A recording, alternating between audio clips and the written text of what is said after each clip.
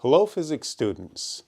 At this point in this topic, the electrostatics of point charges, we've studied the four foundational ideas in electrostatics: electrostatic force, electric field, electric potential energy, and electric potential or voltage. At this point in this video, we're going to see a little bit about how we could use those ideas to understand and study and analyze the motion of freely moving charged particles, like electrons or protons that are free to move through space. So, the first situation is we're going to analyze one-dimensional motion. So I'll pause the video to give you an opportunity to jot this diagram down. Okay, so what I have here in this diagram is a couple parallel plates that I talked about already a few times, and they're used to create a uniform electric field in this space. The electric field is constant throughout the motion of any charged particle through here. This is a schematic diagram of a battery. So the battery, the positive end of the battery, always has a large bar like this, and then you follow by a short bar, large bar, short bar, and this side represents the negative side of a battery. So I've hooked a battery to these plates, charging this one up positive and this one up negative. What that'll do is create an electric field that points from the positive plate toward the negative. And really, that electric field exists everywhere here, but I just drew one arrow to give you an idea. And what I'm going to do is release either a proton or an electron in this region of space. Now, protons feel a force in the same direction as the electric field. Electrons, on the other hand, feel a force in the opposite way of the electric field, as indicated by those arrows. So now we want to analyze the motion. Their particles are obviously going to accelerate because of those forces, according to Newton's laws. So that brings me to these notes. I'll pause the video to allow you to jot these down. Okay, so the first thing, you can analyze this motion using either of the laws or theories. Like, you can use Newton's laws, and therefore you can calculate the acceleration of that moving charge, that moving particle, by taking its net force over mass. And of course, we learned that the force on a charge in an electric field is QE. So you plug in QE for force, you get mass, and maybe you get 1.5 times 10 to the 5th meters second squared or something. Usually these particles move with a very large acceleration because they have a very small mass. They're little tiny things moving around between these plates. Once you get that acceleration, the number, you can plug in that acceleration here to figure out how far this moves, or maybe even the time that it takes to move from one plate to the other if it begins at rest and starts at one plate. So you could use x equals 1/2 at squared, for example. So basically, you solve for what you're being asked for from kinematic formulas. You could figure out the velocity or the speed at any instant, or if you don't want to bother with the time, you just want to find like the final velocity, you can use this formula right here with the distance it moves and the acceleration. The other way to analyze this, and by the way, this is complete. If you want to analyze this particle with Newton's laws, then you don't need energy conservation. It's one or the other. They're going to give you the same answers. A common calculation is to use energy conservation. So we imagine there's two possibilities. One, I let, say, a proton go and it moves and speeds up, or an electron moves and speeds up. In that case, what I do is I set up an energy conservation expression saying that the energy before I release the particle is equal to the energy after I release the particle. And if I am releasing it over here, then what happens is I have potential energy in the beginning that's going to go away and become extra kinetic energy. Okay? Now, this initial kinetic energy may or may not be zero. Like if you let a particle begin from rest, then it would be potential energy is equal to QV 1/2 equals 1/2 mv squared. Remember that QV comes from one of the definitions of potential or voltage. It's the work that's done per charge. So if you move this over here, the work or potential energy is equal to QV. So that's what this is, the potential energy or the work done on the charge. So speeding up the potential energies before. What if you project this, maybe I take this proton and I throw it like that. So it's going and it's going to, we could say, decelerate, slow down. That's from a Newton's laws perspective. Well, from an energy perspective, what happens is the initial kinetic energy starts decreasing and becomes final potential energy and whatever kinetic energy is left over. So I start with potential, going to kinetic, or I start with kinetic and go to potential, depending on which way I project that proton or electron. Again, this may be zero if you throw this proton and it goes all the way to the point of stopping. So there are the notes, but again, as I said, most often the calculation looks more like that. Okay? So that's one-dimensional analysis. Now what we're going to do is go and expand a little bit to two-dimensional analysis. So let me make some room.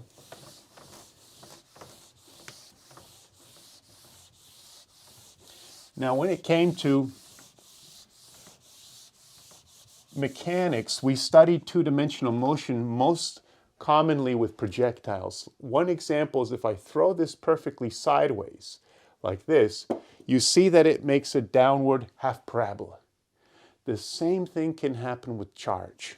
So, I think now I'll call this B. 2 dimensions.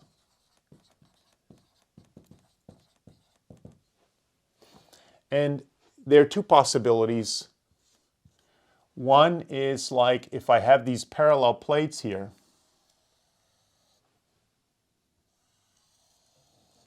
and let's suppose I charge this up negative with a battery. I won't draw the battery because I don't want to clutter up the diagram.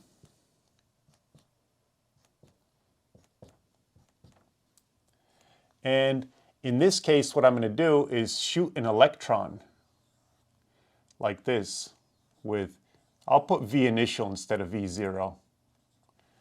Okay, initial velocity. What will happen is that electron will go and curve in this half parabola, just as when I threw the marker. And with the marker, when I threw the marker, it was pulled down by the Earth through the force of gravity. And we knew that the acceleration was 9.8 with projectiles. So we could always just use 9.8 for the acceleration.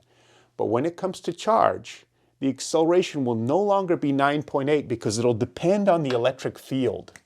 So the electric field will point from the positive to the negative plate. So this is the direction of the electric field. Everywhere here, a constant electric field because we're dealing with parallel plates. And therefore, that creates a force on the electron in the opposite direction. And that's in the y direction, not the x direction. So, as with when I launch this and have a projectile problem, I split the motion into two dimensions. One is the y direction. I have a y direction calculation. The fancy way to say y direction is with the I j hat notation. J hat means y direction. So the first thing I need to do is calculate the acceleration. A in the y direction will equal F over m, F net over m, which will equal QE over m. Remember, force is caused by electric field, and the magnitude of electric field is the charge present times, the magnitude of the force is the charge present times the magnitude of electric field.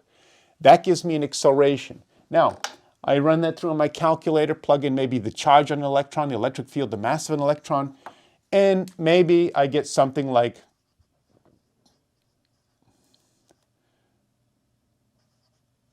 1.5 times 10 to the fifth. Whatever it is, I'm not going to, plug in numbers. I'm just pointing out it's not going to be 9.8. It'll be a very large acceleration typically, again, because the mass is small for electrons and protons. So the 9.8 of gravity, we could ignore it because it's so insignificant compared to this, which is like, almost in the millions, right? So it's like 150,000. So the 9.8 is insignificant. We ignore the gravity acceleration. Once we have that in a problem like this, the most common calculation you're going to use is y equaling y0 plus v0 in the y direction t plus 1/2 at squared. But there's no velocity in the y direction in that situation. All the velocity initially is in the x direction. So the formula for the y direction displacement is just 1/2 at squared, okay? So you plug in this acceleration and maybe how far away the plates are from each other here, and you solve for the time. That's the most common calculation that you come across in a problem like this, okay? And then I'll put more here, but in the x direction, most common, first of all, is ax equals 0.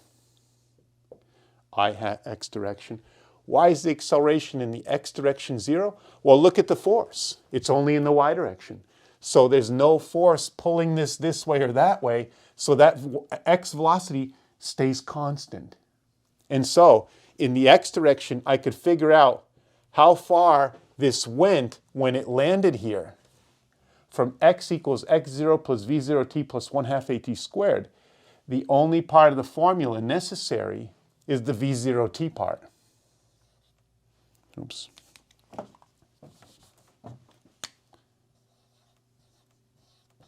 Because the 1/2 at squared is 0. And then most commonly, again, you solve for x by taking the time we got here and plugging it in there, just like with the gravity projectiles. But other formulas here, we could find the y velocity from vy final equals v y initial, which is 0, plus ay times t, which we get from that. Or if you wanted to, you could go directly without using the time, using the v squared formula. The point is you can use any kinematic formula to solve for what you're asked to solve for. Of course, it'll depend on what you're asked to solve for.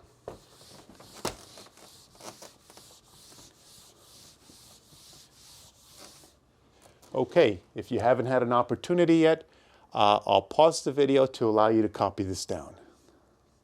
Okay, let's continue on. This looks a little faint. All right, markers might be on the way out, but the other kind of projectile problem, even with gravity, is like when you launch something off the ground. Maybe you shoot an arrow like this, and the arrow goes up and comes down and makes a full downward parabola instead of this, a half parabola. So again, you are in a set of parallel plates. Maybe, again, we've got negative up here and positive down here. Again, I'm not going to draw the battery that created this distribution because I don't want to clutter up the diagram. We have maybe an electron that's projected up like this with V0 and some angle theta. And of course, the electric field points up like this. So the force, well, obviously the electron will be like, it'll go like this, right? And so at all times, the force on the electron, because of the electric field pointing upward, will always point downward. Electrons always feel a force in the opposite direction electric field. Once again, we've got a a projectile situation. So we analyze those again by looking at x and y direction. What's happening in each direction? In the y direction, once again, we're going to have an acceleration given by Newton's laws, not 9.8 again. It's going to be QE over m. Again, let's suppose you churn this in, plugging in the charges, the electric fields, and the mass for the electron, and suppose you get an acceleration, some large number, maybe once again 1.5 times 10 to the fifth. Again, I'm not going to, go through with numbers. I'm just going to outline the solving procedures. So, what formulas might we use in this particular calculation? We could find the y altitude at any time. Actually, you know what's most common? Let me say this. This one. Oh, I forgot. All right. Yeah, maybe I'll erase this to make some room. Before we begin, right, we always did this. We would find Vy initial would equal V0 sine theta, and Vx initial equals V0 cos theta. Right? We are calculating things in the x and y direction. This velocity is mixed in both, and we need to separate out the two components so we can begin our calculations. Apologize for the mess. So let me rewrite the acceleration in the y direction will be F over m QE over m. So again, let me suppose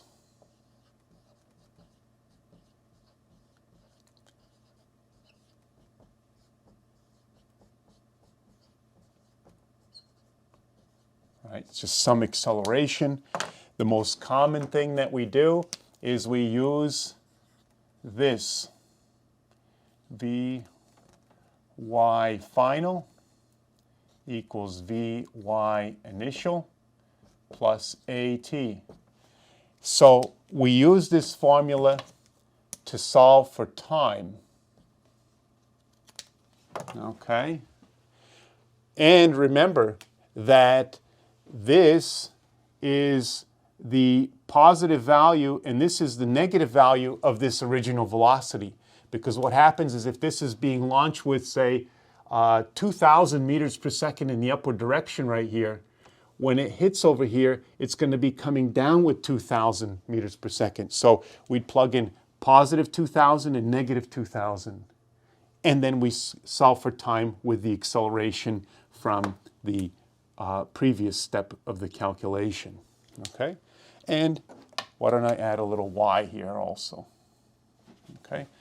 Another thing you might calculate is y equals y, well, I'll leave the y0 off.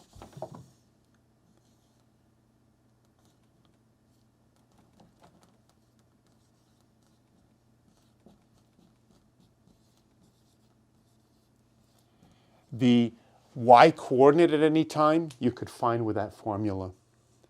As long as you plug in the initial y velocity here and any time that you want.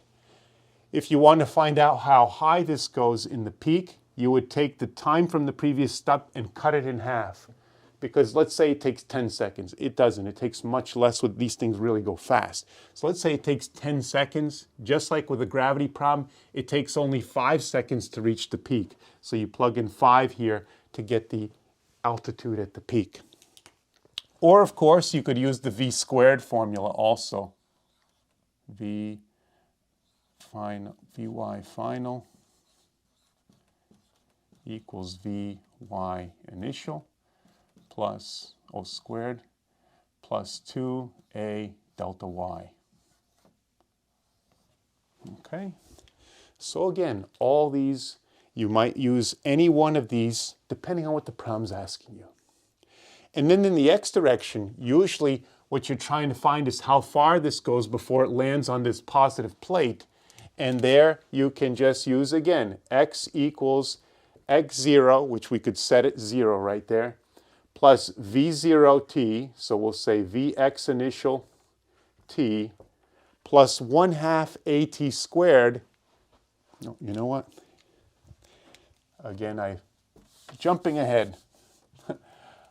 Again, I just want to remind you that ax equals 0 because the force is only in the y direction. There's no pull either side to side, so that velocity stays the same throughout the motion.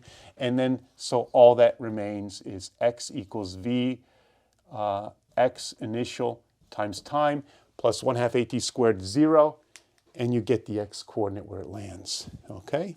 So there's a little bit about how we analyze. Oh, let me pause the video, let you copy that down. So like I said, there's a little outline, some sketches about how you can use electric field and voltage, those concepts, to now analyze the motion of charged particles by putting all that information into what we learned in mechanics with Newton's laws and energy conservation. Energy conservation, the potential energy that the particle gains or loses is Q times the voltage it goes through, the voltage difference of its path. So you insert that in as energy either before or after. And with Newton's laws, to analyze that, you would put for F, QE, and then do all the stuff that we did throughout mechanics. So that's it for today. I hope you enjoyed the video, and I'll see you in the next physics video.